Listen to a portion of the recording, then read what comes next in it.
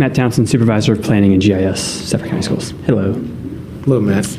Could you address the way we're calculating based on the figures, and I'm just going to use Hartwood as an example because it's a topic of conversation tonight, the figures that show that Hartwood is 110%, over capacity for projection, and what basis of, what class sizes were used for that calculation? Sure.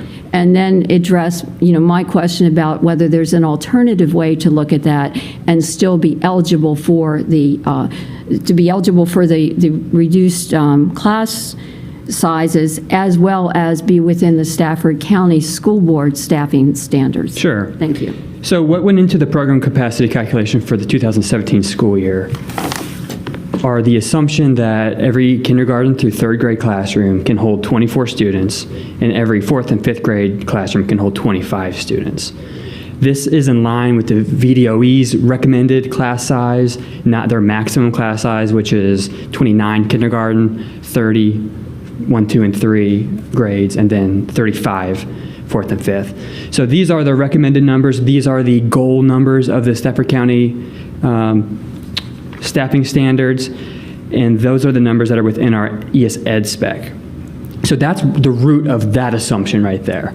However, if we're looking at, or the alternative, well, let me get into class size reduction first. So in the CSR report, there are 2 columns that relate to limiting the class size for all of the affected schools.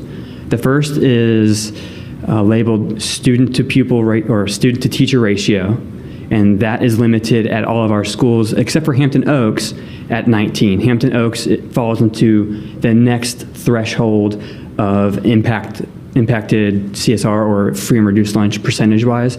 So they're at 18, yep.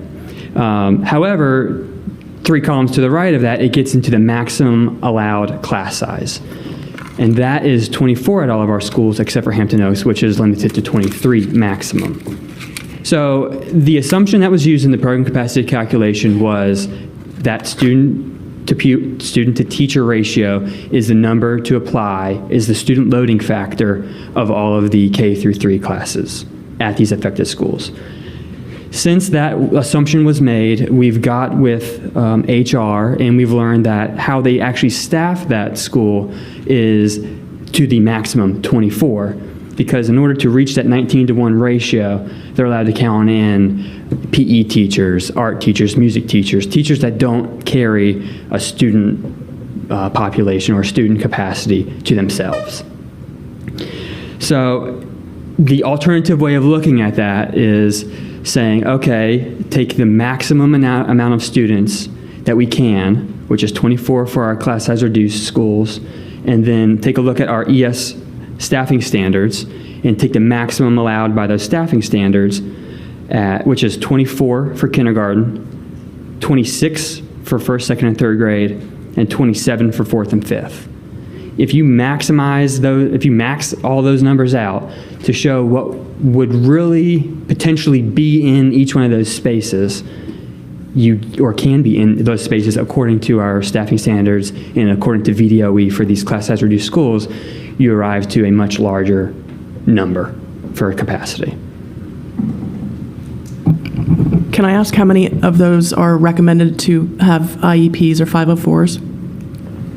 If we're putting 27 kids in a classroom, are they putting limits on how many they can have that have IEPs or 504s? Or are we going to have a teacher that's going to be working with 27 students that have IEPs? I'm not aware of a limit for IEPs.